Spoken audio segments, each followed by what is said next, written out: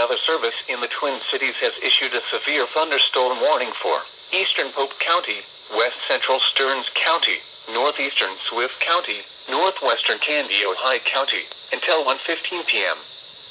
At 12:41 p.m., a severe thunderstorm was located near Glenwood, or 20 miles south of Alexandria, moving southeast at 45 miles per hour.